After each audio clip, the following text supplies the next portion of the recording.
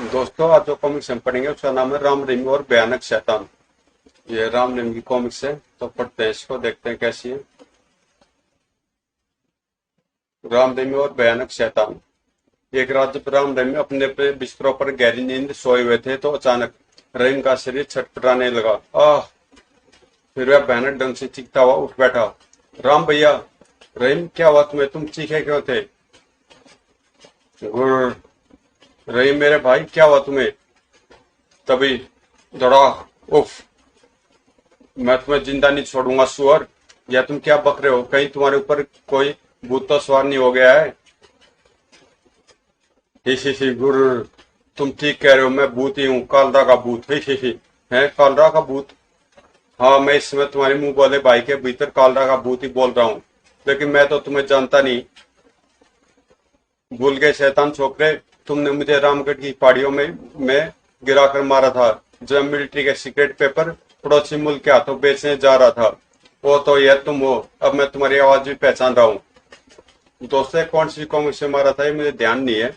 अगर आपको उनमें से किसी को पता हो कि काल रात कौन सी कॉमिक से मारा था तो नीचे कमेंट बॉक्स में लिख देना उस कॉमिक का नाम, और मैं उसको भी पढ़ दूंगा फिर यहाँ पे। लेकिन तुम रहीम के शरीर में क्यों प्रवेश कर गए और मुझसे क्या चाहते हो? मैं तुमसे अपनी मौत का बदला लेना चाहता हूँ, और मैं बदला लेकर ही रहूंगा। सुनो मिस्टर कालरा, अब भी मैं तुम्हें यह नेक सलाह दूंगा कि तुम रहीम का शरीर छोड़ दो और चुपचाप अपने भूतलोक में चले जाओ, वरना वरना क्या कर लेगा मूर्ख? देख, मैं तेरी हड्डियों का अभी चूरा बना देता हूँ। ओह! ओह! रहीम में तो गजब की शक्ति आ गई है, और मैं पूरी कोशिश करने के बावजूद भी इसके बंदरों से मुक्त नहीं हो पा रहा हूँ। क्या करूँ? ही हो गई ना सारी ताकत बेकार।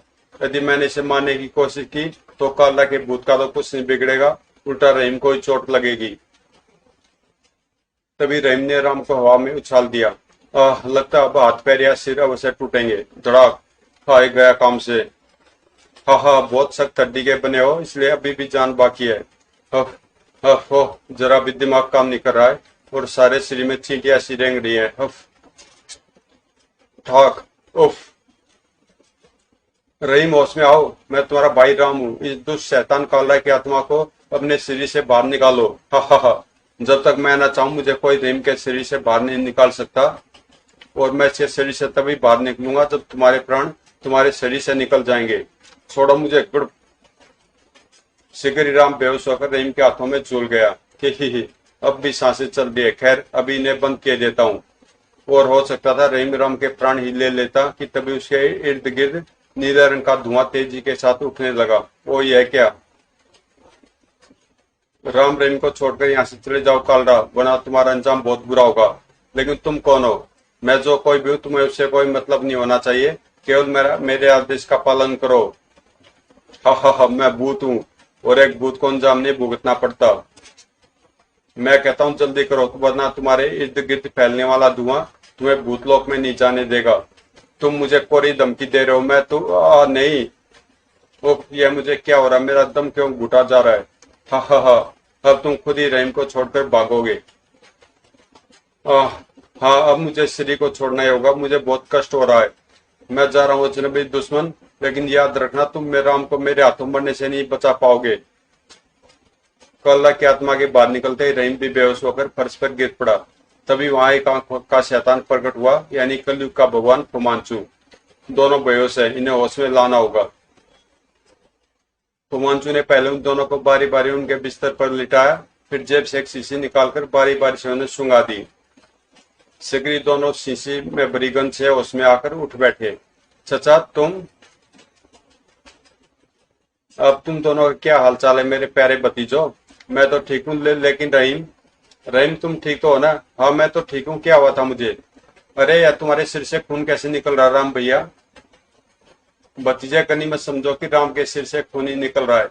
यदि मैं वक्त पर नहीं पहुंच जाता तो आज तुम्हारे हाथों राम का दम ही निकल जाता, और तुम जेल में पड़े सड़ रहे होते। क्या? राम भैया, यह काना चाचा क्या कह रहा है? क्या सचमुच ऐसा कुछ हुआ है? हाँ। फिर राम ने रहीम को सारी बात बता दी। मैं तुम्हारा शुक्रगुजार हूँ फुमांचू कि तुमने ऐन मौके पर आकर मेरी जान बचा ली। लेकिन तुम अचानक यहाँ कैसे आ गए? मैं आजकल भूत प्रेतों व चुड़ैलों पर रिसर्च कर रहा हूँ, और आज जब मैंने प्रेत को अपने विशेष प्लेन चिट पर बुलाया तो उससे मुझे मालूम हुआ कि कालरा की भटकती आत्मा आज रात तुमसे बदला लेने वाली है। बस मैं अपने भतीजों को बचाने के लिए यहाँ आ पहुंचा। लेकिन फोमांचू, तुम्हें हमें बचाने की क्या जरूरत थी? हम तो तुम्हारे जान दुश्मन है, मर जाने देते हमें। भतीजो, तुम मेरे शिकार हो और एक अच्छा शिकारी अपने शिकार को किसी दूसरे के हाथों मरना कभी पसंद नहीं करता। क्योंकि तुम मेरे शिकार हो, इसलिए तुम दोनों का शिकार मैं खुद करूंगा। अब यह दूसरी बात है कि मैं तुम्हें चूहे बिल्ली वाला खेल खिलाकर मारूं। अबे काने चाचा, यदि तूने हमारी जान नहीं बचाई होती तो खुदा कसम ऐसी समय तुम्हारी दूसरी आंख भी फोड़ देता। रहीम की बात सुनकर फोमांचू की इकलौती आंख लाल बल्ब के समान जलने बुझने लगी। फिर हो सकता था फोमांचू रहीम को उसकी गुस्ताखी की कोई कठोर सजा दे देता कि तभी खटखट, राम बेटा दरवाजा खोलो। शायद बात तुम्हारी मम्मी है इसलिए मैं चलता हूँ, लेकिन रहीम तुम ध्यान रखना, मैं हर बात बर्दाश्त कर सकता हूँ लेकिन गुस्ताखी नहीं। अच्छा, कुछ समय के लिए विदा। कहने के साथ ही फोमांचू का शरीर धूमिल पड़ने लगा और फिर देखते देखते वहां से ओझल हो गया। रहीम ने जाकर दरवाजा खोल दिया। क्या हुआ बेटे, तुम्हारे कमरे से उठा पटक की आवाजें कैसी आ रही थी? राम भैया गिर पड़े थे आंटी, शायद उसी की आवाज आपको सुनाई दी होगी। अरे तुम्हारे सिर से तो बहुत खून बह रहा राम, आखिर तुम गिरे कैसे? मैं बिना बत्ती जलाए टॉयलेट जा रहा था कि मेज से पैर टकरा गया और मैं गिर पड़ा और थोड़ी सी चोट लग गई। तुम इसे थोड़ी सी चोट कह रहे हो? मुझे डर है कि कहीं तुम्हें टाके न लगवानी पड़ जाए। ओह मम्मी, तुम तो नाक ही घबरा रही हो। रहीम अभी मेरी मरहम पट्टी कर देगा, तुम जाकर आराम करो। राम ने समझा बुझाकर राधा देवी को वहां से भेज दिया। उसके बाद रहीम अलमारी से फर्स्ट एड बॉक्स निकालकर राम की मरहम पट्टी करने में जुट गया। राम भैया, कालरा की रूह ने जब मेरे द्वारा तुम्हारी जान लेने की कोशिश की है तो वह दोबारा भी ऐसे हिम्मत कर सकता है। तुम ठीक कहते हो, लेकिन मेरे लिए मुश्किल यह है कि उस शैतान ने तुम मुझसे बदला लेने के लिए तुम्हें माध्यम बनाया, वरना मैं इतनी जल्दी उससे हार मानने वाला नहीं था। खैर, कल सुबह हम प्रोफेसर दिवाकर से मिलेंगे। वे जरूर हमें कालरा की आत्मा से निपटने का कोई उपाय बता देंगे। चलो अब तुम आराम से सो जाओ। मेरे विचार से आज दोबारा कालरा की आत्मा तुम्हारे भीतर नहीं आएगी। खुदा करे ऐसा ही हो, वरना यदि मेरे द्वारा तुम्हें कुछ हो गया तो मैं जीवन भर अपने आप को माफ नहीं कर पाऊंगा। कहकर रहीम ने लाइट का स्विच ऑफ किया और अपने बिस्तर पर जाकर सो गया। सिगरी दोनों को गहरी नींद ने आ दबोचा। अगले दिन सुबह नाश्ते आदि से निपटकर राम रहीम प्रोफेसर दिवाकर के घर पहुंचे और उन्हें सारी बात बताई। ऐसा होना कोई महान आश्चर्य की बात नहीं है राम बेटे। कई आत्माएं बड़ी कठोर होती है और वे तब तक इस सांसारिक दुनिया से नहीं जाती जब तक कि उनकी अंतिम इच्छा पूरी नहीं हो जाती। खैर, तुम मुझे कालरा के बारे में बताओ ताकि मैं उसके चरित्र के बारे में विस्तृत रूप से जानकर तुम्हें उसी आत्मा से निपटने का कोई उपाय बता सकूं। तो सुनिए, मैं आपको शुरू से बताता हूँ, कहकर राम ने बताना आरंभ किया। एक दिन चीफ अंकल मुखर्जी ने रहीम को और मुझे बुलाकर बताया था कि गृह मंत्रालय से रक्षा संबंधी एक महत्वपूर्ण फाइल गायब हो गई है।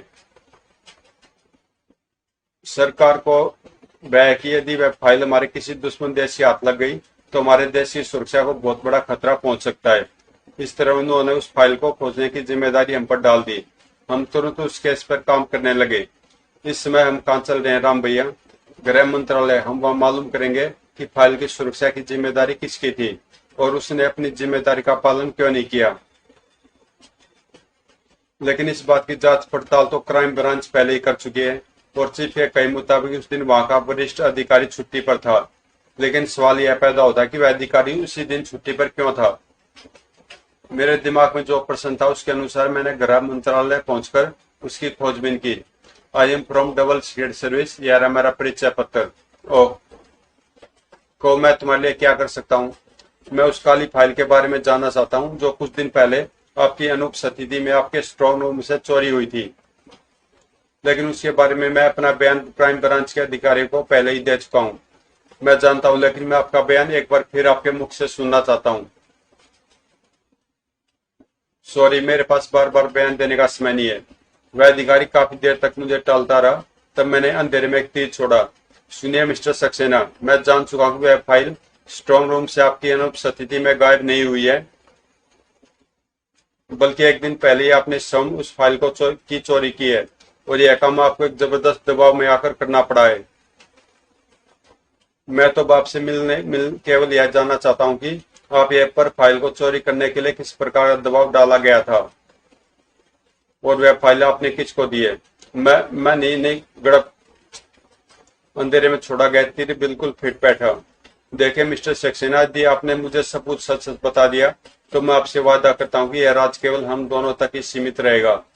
यस मिस्टर सक्सेना, आप सच सच बता दीजिए। निश्चिंत रहिए, हमारे रहते आपका बाल भी बाका नहीं होगा। आखिर वह टूट ही गया। हाँ, वह फाइल मैंने ही चोरी की थी और वह फाइल मैंने एक बहुत खतरनाक अपराधी कालरा को दी है, लेकिन उसमें मेरी मजबूरी थी। यह गद्दारी मुझे अपने देश से इसलिए करनी पड़ी क्योंकि उस शैतान कालरा ने मेरी इकलौती युवा बेटी का अपहरण कर लिया था और मुझे धमकी दी थी यदि मैंने ब्लैक फाइल उसके हवाले नहीं की तो वह और उसके तमाम साथी मेरी बेटी की इज्जत लूट लेंगे।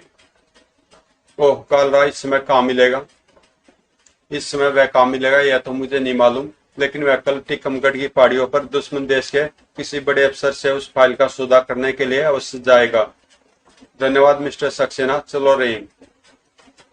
मैंने उसी रात टिकमगढ़ की पहाड़ी को सीक्रेट सर्विस के आदमियों से गिरवा दिया। ध्यान रहे, जब तक मेरी ओर से कोई सिग्नल नहीं मिले आप लोगों को हरकत में नहीं आना है। ठीक है मिस्टर राम, हम आपके संकेत का इंतजार करेंगे। अगले दिन लगभग 11 बजे कालरा टिकमगढ़ की पहाड़ियों के ऊपर पहुंचा। शायद वहीं कालरा है। हाँ, मैं उसकी फोटो सीक्रेट फाइल में देख चुका हूँ। जल्दी एक हेलीकॉप्टर आकाश में मंडराया है और कालरा जेब से सफेद रुमाल निकालकर उसे कोई संकेत देने लगा। जल्दी हेलीकॉप्टर नीचे उतर आया और उसमें से 4 व्यक्ति नीचे उतरे। मैं उन्हें पहचानता था, वे हमारे पड़ोसी देश के मिलिट्री ऑफिसर थे। हेलो मिस्टर कालरा, क्या हमारा काम हुआ? बिल्कुल हुआ, फाइल इस बैग में है, लेकिन यह बैग मैं तभी तुम्हारे हवाले करूंगा जब तुम मेरी मुंह मांगी रकम मेरे हवाले करोगे। तुम्हारी मुंह मांगी रकम इस बैग में है। लो देखो, पूरे 5 करोड़ है। अब हमें देर नहीं करनी चाहिए, तुम हवाई फायर करके जवानों को सिग्नल दो, मैं इन्हें घेरता हूँ। ठीक है। रहीम ने हवाई फायर किया। ड्राम शू। बस बस हमारे देश के दुश्मनों, अब तुम्हारा खेल खत्म हुआ। कौन हो तुम छोकरे? यदि मेरी नजर धोखा नहीं खा रही तो यह राम है, तुम्हारे देश का खतरनाक जासूस छोकरा। क्या कहा राम? तुमने ठीक पहचाना शैतान के बच्चे, मैं राम ही हूँ। अब तुम लोगों की भलाई इसी में है कि तुम सब अपने बैग समेत शव को मेरे हवाले कर दो, वरना। लेकिन राम की बात अधूरी रह गई। धाएं। ओह बेटे, मेरा नाम भी कालरा है। इतनी जल्दी मैं किसी एक काबू में नहीं आता। अब अपना अंजाम देखो। लेकिन इससे पहले ही कालरा मुझ पर गोली चला पाता। धाएं। आह, तुम लोग चारों ओर से गिर चुके हो कालरा, इसलिए आत्मसमर्पण कर देने में ही तुम लोगों की भलाई है। ओह, तुम ठीक तो हो ना राम भैया? हाँ, लेकिन यदि तुमने गोली चलाने में देर कर दी होती तो यह दुष्ट जो कालरा मुझे जरूर यमपुरी पहुंचा चुका होता। मेजर, गिरफ्तार कर लीजिए इन सबको। अब इनकी जिंदगी और मौत का फैसला हमारे देश का कानून करेगा। दुश्मन देश के चारों मिलिट्री ऑफिसरों को गिरफ्तार कर लिया गया। कालरा और उनके बैग भी सब फाइल और रुपए समेत हमने कब्जे में ले लिए थे, लेकिन तभी मौका पाकर कालरा भाग निकला। अरे वह भाग रहा, पकड़ो उसे। भागकर जाएगा कहाँ? ऐसे शैतानों का तो मैं जन्मजात दुश्मन हूँ। शीघ्र ही मैंने उसे पा लिया। धड़ाक। हाय भीम। उफ, तड़ाक। आह, शौक से मैं उसे मारता मारता एक पहाड़ी के अंतिम सिरे पर ले गया था। शैतान के बच्चे, मैं तेरी वो दुर्गति करूंगा कि तू जीवन भर याद रखेगा। धड़ाक। ओह नहीं, आई बचाओ। ओ नहीं, और आई। हम दौड़कर पहाड़ी से नीचे पहुंचे। वहां कालरा खून से सना अंतिम सांसें ले रहा था। मैं तुमसे बदला लूंगा राम, वरना मेरी आत्मा को कभी शांति नहीं मिलेगी। बेशक मैं मौत के निकट हूँ राम, लेकिन याद रखना, तुमसे बदला लेने के लिए मेरी आत्मा हमेशा तुम्हारे इर्द गिर्द मंडराती रहेगी। और जिस दिन मुझे मौका मिल गया वह दिन तुम्हारी जिंदगी का अंतिम दिन होगा। इस तरह एक भयानक चैलेंज देकर उसने दम तोड़ दिया था, लेकिन मैंने उसके उस चैलेंज को कभी गंभीरता से नहीं लिया था और अब तक तो मैं कालरा की मौत को भुला ही बैठा था। लेकिन कल रात जो कुछ हुआ उसने मुझे बहुत कुछ सोचने पर विवश कर दिया। अंकल, तुम्हारा सोचना अपनी जगह ठीक है राम। कालरा की मजबूत इच्छा शक्ति अब भी उसकी आत्मा को तुमसे बदला लेने के लिए भटकने पर मजबूर कर रही है। अतः उसकी आत्मा फिर किसी रूप में तुम पर हमला कर सकती है, इसलिए अब तुम्हें हर वक्त सावधान रहना होगा। यह ठीक है अंकल, लेकिन आप कोई ऐसा उपाय तो बताइए ताकि मैं हमला होने पर उसका सामना कर सकूं।